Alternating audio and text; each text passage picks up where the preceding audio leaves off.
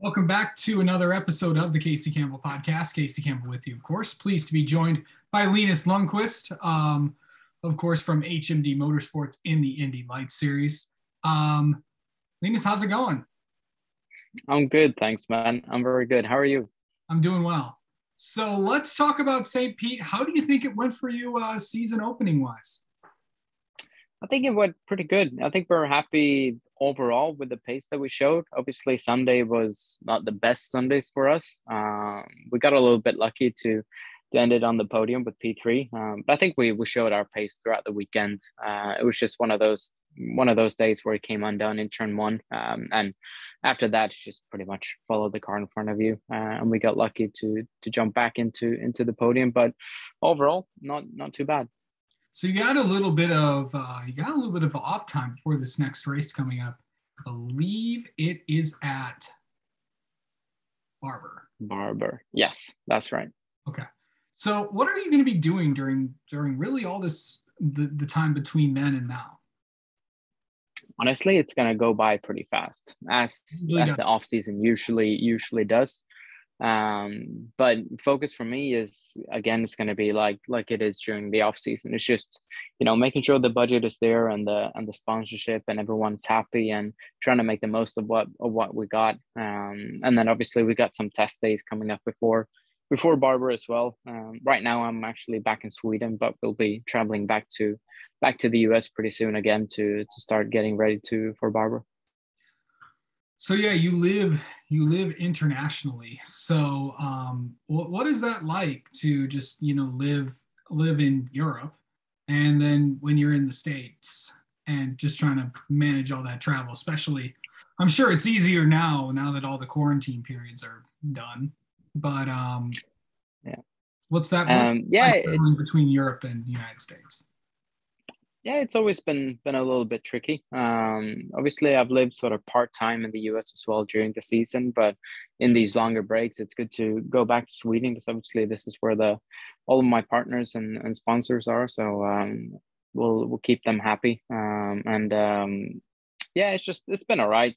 Honestly, it's just about timing and getting used to the jet lag and knowing that it takes a couple of days to get used to that. But after a while, you kind of get used to it, so it's not that tough. Absolutely. Um, going into the next few weeks, what are you most looking forward to this season? Because it's a really kind of a new revamp for HM. Well, kind of. You got yourself, you have Ben, and then Daniel Frost joins the team as well. Mm.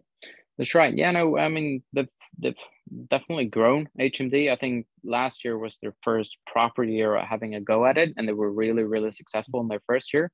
And I think we're just going to get stronger as the season goes on. And obviously, moving up to a 5-car team this year as well was a pretty big change for them. But I think they've handled it really well. And obviously on my side of the garage, we just try to, because I work with the same people as I did last year. So it's just about extracting, everything that we know that we can do in a weekend and trying to do it more consistently over a season. And we know that we can win races and win championships. What's it like, talking with all your teammates? It's good. We have a good atmosphere in the team. Everybody gets along because we know as well that obviously we race individually, but we also know as a team, HMD needs to get stronger, and we want to beat Andretti over the course of a season, and that's not an easy task to do, and we're all aware of that. And the best way of doing that is just pushing each other and making sure development goes through, and we do good work on the setup that we arrive with a good car as well. But I think we're all very motivated to do that. Yeah, of course. Looking at really what it's really going to become between you guys and really the Andretti team. Yeah, the TJ Speed team is pretty fast too, but really kind of going into it's really going to between those two organizations. What's that going to be like trying to battle it out throughout all that?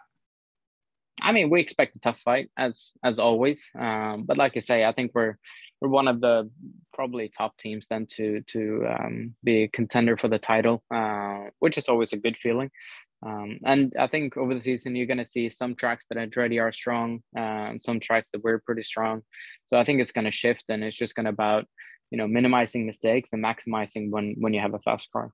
Yeah, because the thing is, we really kind of saw this team take off last year with all the success you had, especially all the success David had last year, which is probably the reason why he is an IndyCar now. But going into this season, what tracks are you most looking forward to? I think all of the street tracks. St. Pete was awesome. Detroit is my favorite track of the year.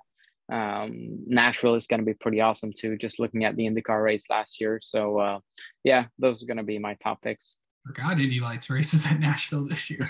And this is also, and you mentioned Detroit too. This is the last year of that course. Of course, they moved down to downtown Detroit in 2023. Mm-hmm. What's it going to be like racing? You got to feel good at trying to get that last checkered flag on the island. Of course, of course. I mean, we were close, very close last year.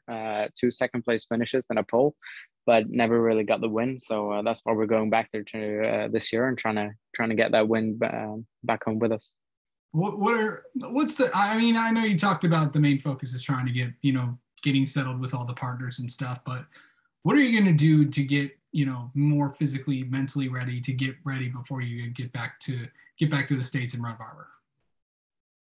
I think it's, being consistent on schedule with the training and both physical and mental training. That's all that you can do really. And just enjoy, obviously spend some time with the team as well to see how things are going. And hopefully, like I said, we're going to do some testing as well. We have an official day at Indy on April 5th, I believe it is. Yep. So obviously we're going to do some testing in between as well. All right. Well, Linus Lundqvist, thank you so much for coming on, and we'll talk to you sometime later on in the year. Awesome. Thanks very much, man.